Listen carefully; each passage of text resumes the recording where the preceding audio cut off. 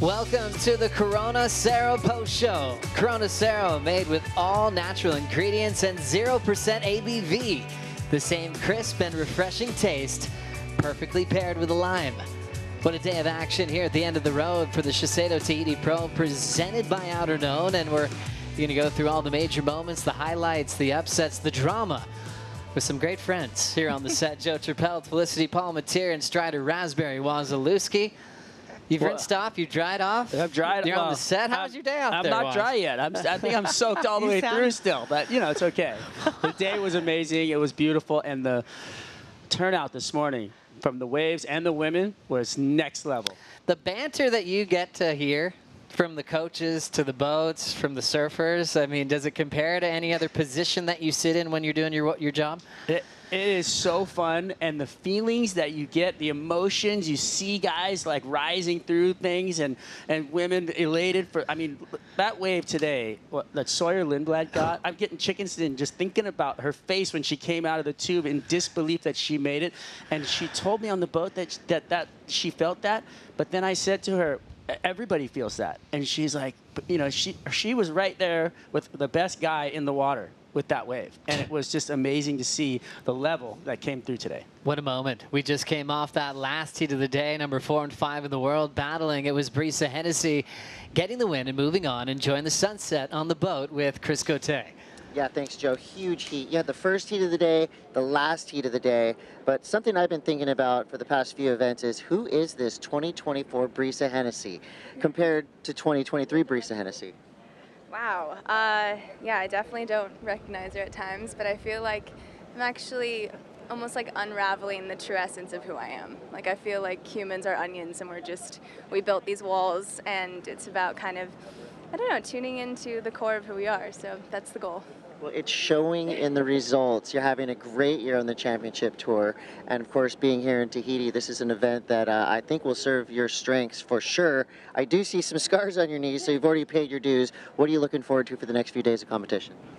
Wow, yeah, I'm just in awe of this wave. Like, I came 4 weeks ago to just try to put my time out there, and each time, no matter how big it was, I was so humbled and just completely mesmerized by the beauty and how powerful it is. And I have so much to learn, but yeah, hopefully I'll just keep learning with each heat, and gosh, I just need to send it. I think that's my mentality. Well, you're giving us a lot of reasons to cheer for you, Brisa. Good luck in the next round. Thanks, Chris. Really appreciate it. Gracias a todos en Costa Rica. Muy agradecida por todos ustedes. Y vamos por la próxima. Y gracias por todo. Gracias, Cote and Brisa. And I really like how Chris went there with last year's version to this year's version of Brisa. She has a glow about her. You know, she's been through a lot, and I think she's really ready to shine. And look at her consistency that she's had this year, Flick. It's been phenomenal. Oh, just thirds across the board. I mean, it's absolutely insane. It's something to be really proud of. And, you know, she's already looking good here. She's had good positive memories here in the past already with that final with Courtney Conologue. So she's just building on that performance. And I think, like she said, she's just got to send it, especially knowing this forecast and what's potentially on the horizon for her. Things are exciting. I threw her on my fantasy team. Oh, great call. Yes. She Let's wants go, Brisa. it. Yeah, she's put in the time. And I think it was an idea that she had of actually wanting bigger waves for herself, not because she felt like she had to, because of her job as a pro surfer. She actually decided, I want this. And she's coming in with big cuts and scrapes, hurting herself at cloud break, grabbing broken boards, throwing them, you know, getting other backups and back out there. It's really cool to see her growth in waves like this, and still doing it with humility as well. Yeah, she has the ability to verbalize exactly how she's feeling, and her experiences onto her really well. Like, one of the best women, I think, and it's always beautiful to hear that. But yeah, I'm really looking for, I love seeing people just push the boundaries, their own personal boundaries, not even just necessarily surfing. So she's definitely doing that. And yeah, I just can't say it enough. I'm excited for the few days to come. Quarters are seeded. Carissa's a wild card, so now Brisa Hennessy has a chance to surf against Carissa Moore in the quarterfinals, Strider. Wow.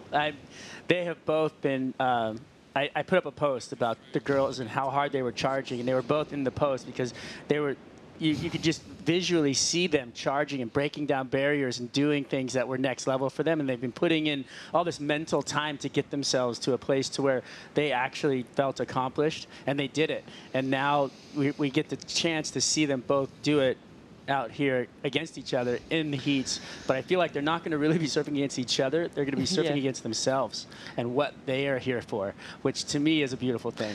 Pretty crazy day when you really break it down. Our first day of competition here, but our entire top 5 for the women were all in the elimination round. So it had a big impact on the title race. We saw Joanna Fay, world number 2, go down to Tyler Wright this afternoon. Yeah, this was a pretty crazy heat. I mean, it was super high scoring, both women dropping excellent scores and just really pushing themselves. I mean, there were a couple of big solid sets that came through this heat, and I think what was interesting to me was I listened to Tyler's post-heat interview, and she said, I just really had to tune in to the ocean, knowing that there has been really long lulls right now throughout today, like, you know, even up sometimes up to 10 to 15 minutes. So she kind of tuned into that and was like, I don't think there's anything else coming. Backed up her 8.6 with another 6 and got the job done. As we look at those numbers, like Flick said, excellent numbers. 8.83 from DeFay. Best score of the heat with the loss for world number 2.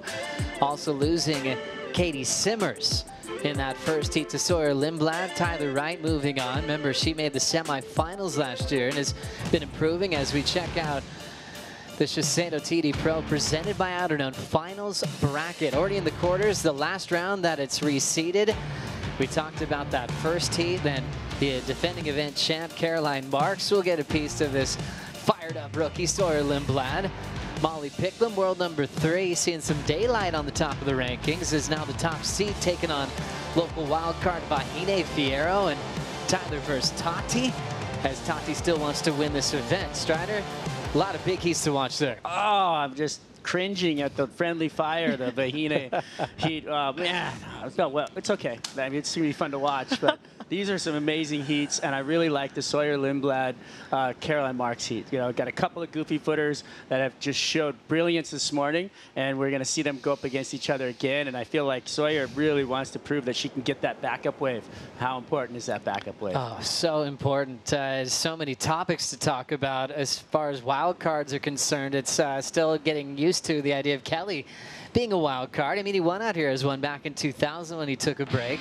He certainly showed up today against Ramsey and Jack Robinson. Oh, did he ever? And you know what? This was my pick of heats when I looked at this opening round. I mean, Kelly, 11-time world champ. He's won out here 5 times. He flew in last night, right? I mean, and this is his opening wave here. He's opening his account, just 7.67. Thank you. I'll take that. You know, Jack, I feel like has a lot of pressure. That's the feeling I get from him. But he's been up against the wall so many times, you feel like he's always going to rise to it. But this was the danger man. I mean, he was so deep in the barrel right there, disappearing, came out. And I told Kelly, I said, you're in a dangerous place right now. You better get some good waves because you got an 8-point ride from Ramsey. So, you know, the ocean laid down in this heat. He got kind of lucky, I'd say, in a sense, because Ramsey was really on a tear in this heat. But, I mean, how beautiful is the surfing of Kelly Slater? Gosh, just timeless when it comes to waves like Pipeline, waves in Tahiti, waves in Cloudbreak. You know, he will be a favorite to win those for years and years from now. 52 years of age, a wild card in this event, getting a heat win, and moving on to the round of 16. And we've been talking to Kelly a lot. He's like an underdog in some ways, you know. It's for the first time in his life, and he's been kind of saying how different that's been, and how to laugh with Cote on the boat. And Cote's talking about a great career of winning, and Kelly's like, hey, but it hasn't been coming easy. So a round 1 victory for him, it has a whole different story at this point in his career. Has that happened recently? I mean, obviously not real recently, but haven't seen him win a first-round heat in a while? Yeah, he just did back at Margaret River, which was great to see. It was, or excuse me, he came out of the elimination round there. Where was that first win? Bells. Bells Was that first win. That's right. But so it's a little bit rare these days, you know, for the greatest ever, who has all the records, and I think he's enjoying people cheering for him in a different way. For sure. I thought it was funny too. He's like, you know what? Don't count me out. I can go straight really well. And I mean, it's true. I mean, he absolutely is a wizard. I mean, his read on a barrel is incredible. It's the best in the world when you come to these waves, and I feel like that's where his best performances ever in his career have been. You get off a flight, you have a sleep, you wake up, you go to Teahupo'o, like the heaviest wave ever, and your first wave is in a heat. Yeah. And I said, dude, actually Doug Silva said this to me. He said, he's just going to warm up in the event and then peak in the finals. Wow. And it could be completely true, how well he surfs out here. So let's go, Kelly. There's going to be a lot of Doug Silva shout-outs throughout this event. Coaching Seth Moniz, but he's like a mascot now of the tour. So great to have him around. Really cool to be watching all the performances here to see who will be the Mophie Charger of the event, a contender today. Easy pick here for Sawyer Lindblad. Oh, it has to be. I mean, this was a major moment. Both, you know, whether it be men or women, this was insane. It was just such a crazy drop. This was her best wave probably of her life out here today and in competition. I mean, she had a stacked heat too. She didn't get the win because she couldn't back it up, but you can't deny it. 9.43, absolutely incredible. And like what you said, Strider, you could just feel everyone was just so stoked for her. We were stoked for her, Joe, when we were watching it. There was just so much emotion and passion. And yeah, I'm just stoked for her. Rookie on tour, and she's just showing up, and given the opportunity, she will go and she will charge. It just reminded me so much of that look on her face when she got barreled to back door to start the year. And that's just her talent of being put in a place for the first time and showing up. The wave was such a gutter that it took so much compression and skill and core strength for her to even compose herself to actually stay over her board on that wave. I mean, that thing was unbelievably heavy, and just watching it and being right there and seeing her come out of that tube and just the elation, it was just, man, that's surfing, and that's what we do this for. Schaller Perry's been on hand. It's been fun hanging out with him. Had a surf with him the other day. A classic human being and an incredible forecaster, a senior forecaster these days. He's been with Surfline for over 15 years, giving us these maps, talking about the quality Southwest swell for this weekend, dropping a little bit in energy heading into tomorrow. Yeah, I had a little look this afternoon myself. Definitely not going to give us good report as what Scholler's going to do, but it does look like, you know, obviously we saw beautiful swell today, but trending down overnight. You know, there might be a little bit left over in the morning. I guess it's going to be one of those wake up and see, but you know, further on into the week is what we're really rubbing our hands together for. I mean, you just cast your eyes to Wednesday and Thursday. I mean, if you look at the next 4 days, I mean, what are you seeing, Strider? Yeah, I think we could have some waves tomorrow morning if we're lucky, but I feel like I would rather see them push to Wednesday, Thursday when we've got some insane surf coming down the pipe that really does. I mean, I know it's risky to hold things. I know it's risky to wait, but what looks like is coming is worth waiting for. Wow. And it's like it's gonna grab you by the throat when you show up in the morning on Wednesday, and it's gonna just grab you and it's gonna choke you, and you're gonna have to just pull the hand off and start breathing. That's what the wave is gonna do, literally. It's what it feels like when you show up and the waves are 8 to 10 feet and you know you have to perform. Wow, there's gonna be people losing sleep the night before on Wednesday. We're checking it tomorrow, by the way. It will be down here in the morning to take a look. But yeah, all things are showing Wednesday, Thursday. Could be the way to finish things off. We'll find out first thing in the morning on the call. It's time for the top 5 of the day. A lot of action to enjoy. Defending event champ Caroline Marks looked great throughout her competition today, getting a 8-point ride, standing tall here, Flick. Oh, she did so well in this heat. I was super impressed. I mean, the couple of waves that she really picked the eyes out of it. She found the best 2 waves. She put together a really strong heat, kind of just picking back up where she left off. And I literally said it earlier today, but with every heat, she's just getting more and more experience and getting better and better. Coming in number 4, the Moroccan makes the top 5. 8.33, best score in the matchup with Jack and Kelly. Look at this wave. It was a roll-in to a gutter ball, foam ball spitting out, and the Moroccan just chest out after this thing, you know, and why not? Look at how sick that barrel was. He let out a warrior cry after that wave.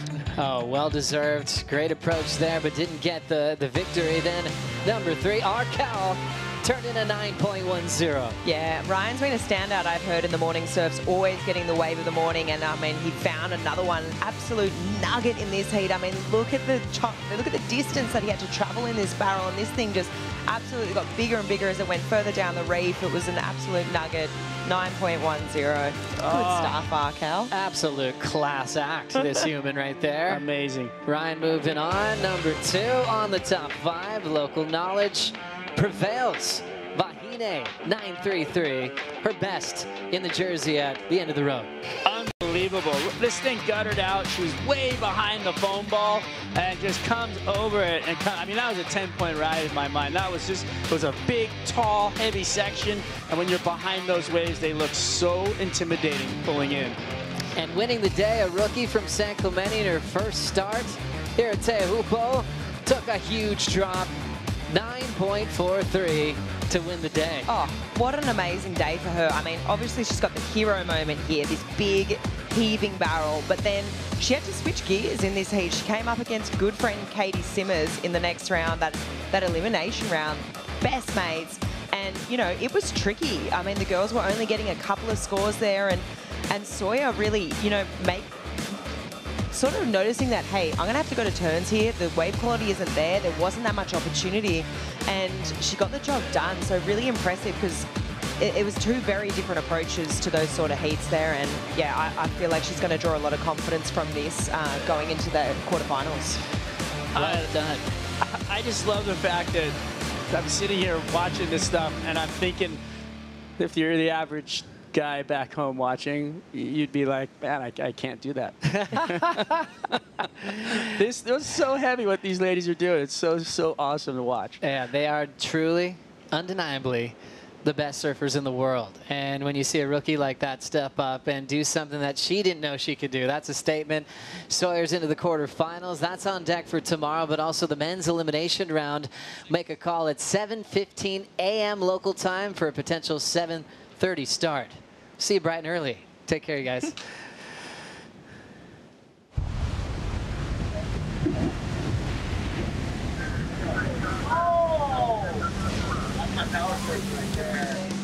Nana te poi poi. Good morning from Teahupo'o, the site of the SHISEIDO Tahiti Pro presented by Outerknown.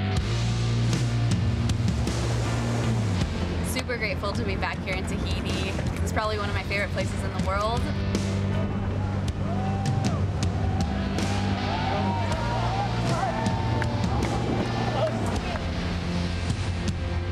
When the wave comes, it's go time.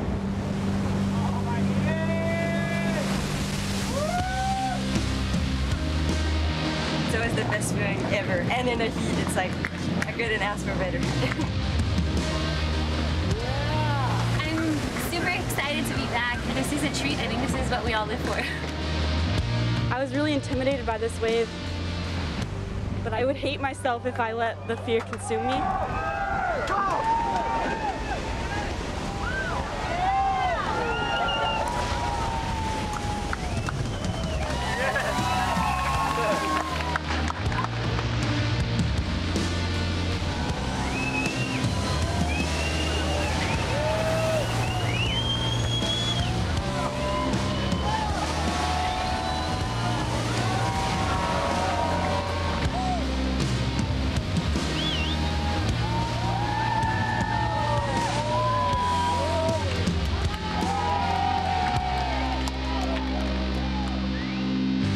The nerves every time I come to Tahiti is extremely heightened. My stomach starts getting butterflies. But at the same time, it's like Beauty and the Beast.